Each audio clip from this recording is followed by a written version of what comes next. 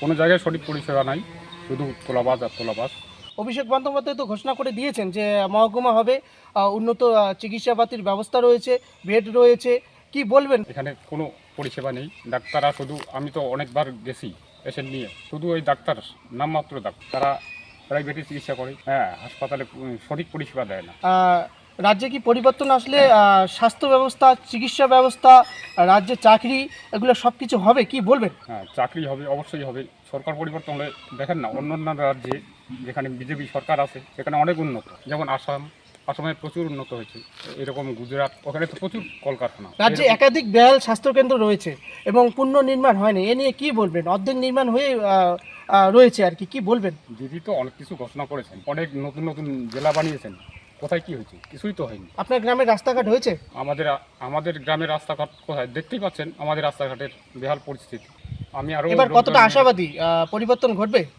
হ্যাঁ, 100% পরিবর্তন হবেই এবার। স্বাস্থ্য শিক্ষার যে অবস্থা, এর জন্য আমি নিজেও ভুক্তভোগী। যেরকম হসপিটালে যে সমস্ত চিকিৎসা নাই, এবং শিক্ষার ক্ষেত্রে তো আর বইলে, ওটা তো সবাই জানে যে শিক্ষার কী অবস্থা। স্কুলে মাস্টার তো নাই, প্লাস ছাত্র, এখন এদের যে শিক্ষার যে পরিস্থিতি, যে এই শিক্ষার তো কোনো মানেই তো নাই। দাদা, প্রধানমন্ত্রীর বক্তব্যে উত্তরবঙ্গের মানুষ কি বিজেপিকে ভোট দেবে, কি মনে হয় আপনার? একদম 100%। কি চাইছেন, রাজ্য পরিবর্তন এবার হবে? হ্যাঁ, এবার রাজ্য পরিবর্তন একদম নিশ্চিত। বর্তমান যে অভিযোগ রয়েছে, রাস্তাঘাট থেকে শুরু করে স্বাস্থ্যকেন্দ্রের বেহাল দশা, এবং আমাদের চ্যানেলের মাধ্যমে অনেক জায়গায় দেখিয়েছি, রাজ্যে অনেক স্বাস্থ্যকেন্দ্র মানে পূর্ণাঙ্গ নির্মাণ হয়নি, এ নিয়ে কি বলবেন? স্বাস্থ্যের কথা তো বলবো, আর রাস্তাঘাটও যে পরিস্থিতি হয়ে আছে, যে কাজকর্ম যে কন্ট্রাক্টররা যে করছে, তো কাটমানি কন্ট্রাক্টরদের তো আর দোষ না, এদের তো কাটমানি দিতে দিতে এদের সব কিছু মানে শেষ হয়ে যায়। তা রাস্তা আর কী হবে? রাস্তা ওই ওরকমই, যে আজকে কিছু কিছু সিসি রাস্তা তৈরি হয়েছে, এইগুলো দেখলে তো মানে 1 মাস 2 মাস যাইতেই বাস রাস্তা ভেঙে চলে যাচ্ছে।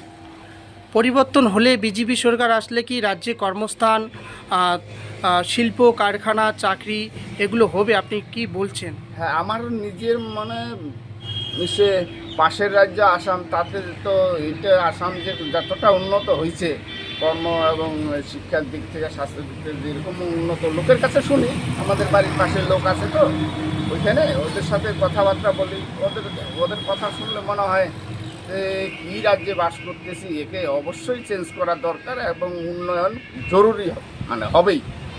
আপনি কি উত্তরবঙ্গের মানুষকে কি বার্তা দিতে চান? হ্যাঁ, কি বলবেন?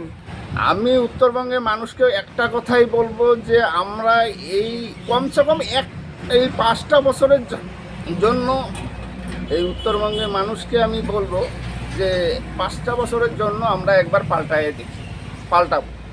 এটা উত্তরবঙ্গের মানুষ এটা সিদ্ধান্তও নিয়ে নিছে। আপনার নাম? সুভাষ মণ্ডল, আমি 15-120 নং বুথের বুথ সভাপতি। ধন্যবাদ।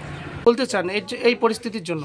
শুনেন, দেখুন, এই বিষয়ে যদি আমরা বলতে যাই তাহলে এর জন্য দায়ী একমাত্র রাজ্য সরকার। প্রাকৃতিক দুর্যোগের কারণে সেটা ফসল নষ্ট হতে পারে, হ্যাঁ, কিন্তু সেটা হয়তো রাজ্য সরকার বলছে যে আমরা কৃষি শস্য বিমা দেবো, কিন্তু এটা একেবারেই ভাওতা, কারণ 30 দিনে 30টাই মিথ্যা কথাই বলে যাচ্ছে উনি, ঠিক আছে? তো সেই সূত্রে এই রাজ্য সরকারের জন্যই আজকে আমাদের পশ্চিমবঙ্গের আলুর হাল খারাপ। কারণ হচ্ছে বিগত দিনে যখন আলুর দাম বাড়ে, তখন সেই সরকার করে কি বিভিন্ন জায়গায় সিন্ডিকেটের পুলিশের মাধ্যমে সেই সমস্ত গাড়িগুলোকে আটকায় দিচ্ছে যে এই রাজ্যের আলু অন্য রাজ্যে যাওয়া যাবে না। ফলে কি হচ্ছে, অন্য রাজ্যে ওই রাজ্যের সরকার সার এবং বীজ ভর্তুকি দিচ্ছে, দিয়ে সেই সমস্ত রাজ্যে আলুর চাষ হচ্ছে। বর্তমানে পশ্চিমবঙ্গ থেকে ওই রাজ্যে প্রচুর পরিমাণে আলু চাষ হচ্ছে, যার জন্য পশ্চিমবঙ্গের চাষিরা এই আলু মানে বাইরে যেতে পারছে না, যার জন্য এখানে কেনাবেচা একেবারেই বন্ধ। যে হারে রাজ্যে আলুর উৎপাদন এবছর হয়েছে এবং ফসল নষ্ট হয়েছে, বর্তমান সরকারের কাছে কিছু আবেদন করবেন? দেখুন, ঘটনা হচ্ছে আবেদন করার তো অনেক আশা আছে, কিন্তু ঘটনা হচ্ছে সেই প্রতিশ্রুতি বা সেই আশা না করাই ভালো।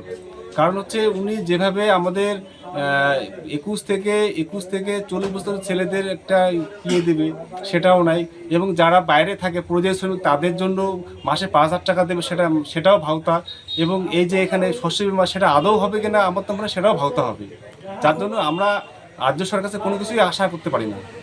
আপনি তো একজন কৃষক, আপনি কত বিঘে আলু করেছেন দাদা? আমার 8 বিঘা আলু আছে। কত বিঘে নষ্ট হয়ে গেছে? আমার 3 বিঘা নষ্ট হয়ে গেছে। সরকারের পক্ষ থেকে কোনো আর্থিক সাহায্য কোনো কিছু না, পেয়েছেন? কোনো কিছু এ পর্যন্ত পায় নাই। খালি বলছে যে শস্য বীমার ফর্ম জমা দিয়ে আসছি, বলছে কবে হবে কিভাবে বলা মুশকিল। আদৌ কি হবে? আমার তো মনে হয় হবে কিনা সেটা কোনো গ্যারান্টি নেই। কি চান, পরিবর্তন চান? হ্যাঁ, অবশ্যই। যেহেতু বিগত আমরা 35 বছর ব্রাহ্মণ সরকার দেখেছি, যাই ব্রাহ্মণ সরকার যা করেছে, এবং এই বর্তমানে যে তৃণমূল সরকার, রাজ্য সরকার 15 বছর হতে চলছে, কিন্তু এখানে নাই কর্মসংস্থান, নাই চাকরি, নাই বাকরি। তো আমরাও চাই যে যাতে এই সরকারটা পরিবর্তন হোক, দেখি আমরা অন্য সরকার কি করে আর কি। তারপর পরিবর্তন যদি হয় তাহলে কর্মসংস্থান, কৃষকরা সঠিক ফসলের দাম পাবে। সে তো যেমন সরকার বলছে, যেমন বিজেপি বলছে যে আপনারা পরিবর্তন করেন, আমরা আপনাদের সমস্ত কিছুর মূল্য দেব। সেটা হচ্ছে চাকরি থেকে শুরু করে, কর্মসংস্থান থেকে শুরু করে, ধরো ফসলের ন্যায্য মূল্য ইত্যাদি। তো দেখি 5টা বছর পরিবর্তন করে দেখি না কি আছে। এমন তো দিন নয়, মাত্র 5টা বছর। ধন্যবাদ।